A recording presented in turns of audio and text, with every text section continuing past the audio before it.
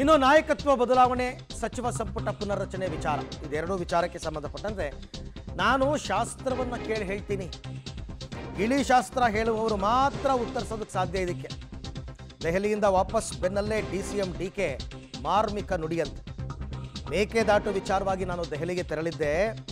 ರಾಜಕೀಯ ವಿಚಾರವಾಗಿ ಮಲ್ಲಿಕಾರ್ಜುನ್ ಖರ್ಗೆ ಅವ್ರ ಜೊತೆ ನಾನು ಮಾತೇ ಆಡಿಲ್ಲ. ದೆಹಲಿಗೆ ಹೋದಾಗ ವರಿಷ್ಠರನ್ನ ಭೇಟಿಯಾಗೋದು ಸಹಜ. ಆಮೇಲೆ MLA MLC ಆದವರಿಗೆ ಸಚಿವರಾಗುವ ಹಕ್ಕಿದೆ. ಅವರ ಆಸೆಗೆ ನಾವು ತಪ್ಪು ಅಂತ ಹೇಳಕ್ಕಾಗತ್ತಾ? ಎಲ್ಲರೂ ಆಸೆ ಇಟ್ಕೊಂಡಿದ್ದಾರಪ್ಪ. ಎಲ್ಲ MLA MLCಗಳಿಗೂ ಆಸೆ ಇರುತ್ತೆ ಮಂತ್ರಿ ಆಗಬೇಕು ಅಂತ. ತಪ್ಪೇನಿಲ್ಲ. ಹೀಗಂತ ಏರ್ಪೋರ್ಟ್ನಲ್ಲಿ DCM DK ಶಿವಕುಮಾರ್ ಅವರು ಹೇಳಿದ್ದಾರೆ. ಅಂದರೆ ನನಗೇನೂ ಗೊತ್ತಿಲ್ಲ, ಜ್ಯೋತಿಷ್ಯದವ್ರು ಹೇಳಬೇಕು ಅಷ್ಟೇ. ನನಗೆ ಗೊತ್ತಿಲ್ಲಪ್ಪ, ಮೇಕೆದಾಟು ವಿಚಾರಕ್ಕೆ ನಾನು ಹೋಗಿದ್ದೆ ಅಂತ. ಅವ್ರು ಆ್ಯಕ್ಚುಲಿ ಮೇಕೆದಾಟು ವಿಚಾರದಲ್ಲಿ ಕರ್ನಾಟಕದ ಪರ ವಾದ ಮಂಡಿಸಿದಂತಹ ವಕೀಲರನ್ನ ಭೇಟಿಯಾಗಿ ಅಭಿನಂದನೆ ಮಾಡಿದ್ದು ನಿಜ. ಮಲ್ಲಿಕಾರ್ಜುನ್ ಖರ್ಗೆ ಅವ್ರನ್ನ ಭೇಟಿಯಾಗಿದ್ದೂ ನಿಜ. ಆದರೆ ಯಾವುದೇ ಗುಟ್ಟು ಬಿಟ್ಕೊಡ್ತಾ ಇಲ್ಲ DK ಶಿವಕುಮಾರ್. ಸಿದ್ದರಾಮಯ್ಯನವರು ಅಷ್ಟೇ ಯಾವುದೇ ಗುಟ್ಟು ಬಿಟ್ಕೊಡ್ತಾ ಇಲ್ಲ. ಏನಾಯಿತು, ಏನು ಮಾತುಕತೆ ಆಯಿತು?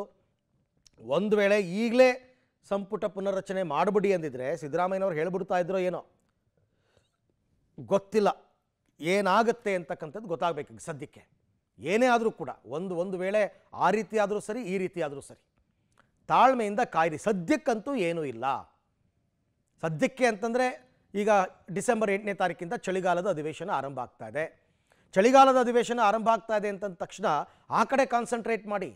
ಉತ್ತರ ಕರ್ನಾಟಕದ ಸಮಸ್ಯೆಗಳೇನಿದೆ ಅದನ್ನು ಚರ್ಚೆ ಮಾಡಬೇಕು, ಸಮಸ್ಯೆ ಬಗೆಹರಿಸಬೇಕು.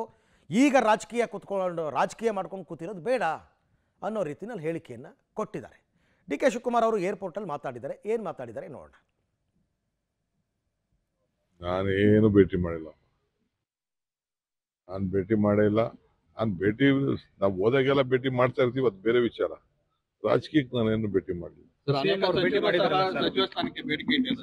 ಸಿಎಂ ಅವರು ಕೂಡ ಬೇಡಿಕೆ ಇಟ್ಟಿದ್ದಾರೆ. ಶಾಸಕರೆಲ್ಲ ಸಚಿವರಾಗೋ ಲೆಕ್ಕಾಚಾರದಲ್ಲಿದ್ದಾರೆ ಸರ್, ನಡೆಯುತ್ತೆ? ತಪ್ಪೇನಿದೆ, ಎಲ್ಲರಿಗೂ ಹಕ್ಕಿದೆಯಲ್ಲ. MLA ಆದವರು MLC ಆದವರು ಎಲ್ಲರಿಗೂ ಹಕ್ಕಿದೆ.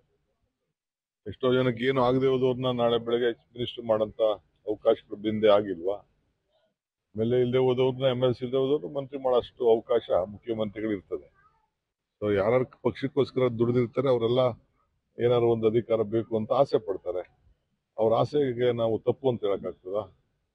ಅವ್ರದೇ ಆದಂತ ರೀತಿಯಲ್ಲಿ ಪಕ್ಷಕ್ಕೋಸ್ಕರ ಹೋರಾಟ ಮಾಡಿರ್ತಾರೆ, ತ್ಯಾಗ ಮಾಡಿರ್ತಾರೆ, ಶ್ರಮ ಪಟ್ಟಿರ್ತಾರೆ. ಸೊ ಅದೇನು ತಪ್ಪೇನಿಲ್ಲ. ಸಚಿವ ಸಂಪುಟ ಪುನರ್ರಚನೆ ಆಗುತ್ತೋ ಇಲ್ಲ ನಾಯಕತ್ವ ಬದಲಾವಣೆ ಆಗುತ್ತೆ ಸರ್? ಏನ್ ಹೇಳಿ? ಸಚಿವ ಸಂಪುಟ ಪುನರ್ರಚನೆ ನಡೆಯುತ್ತೋ ಇಲ್ಲ ನಾಯಕತ್ವ ಬದಲಾವಣೆ ಆಗುತ್ತೆ? ಈ ಎಲ್ಲರೂ ಶಾಸ್ತ್ರ ಇದ್ರೆ ಎಲ್ಲರೂ ಗಿರಿಗಿರಿ ಶಾಸ್ತ್ರದವರು ಕೇಳಿ ಅವ್ರು ಮಾತಾಡ್ಬೋದು.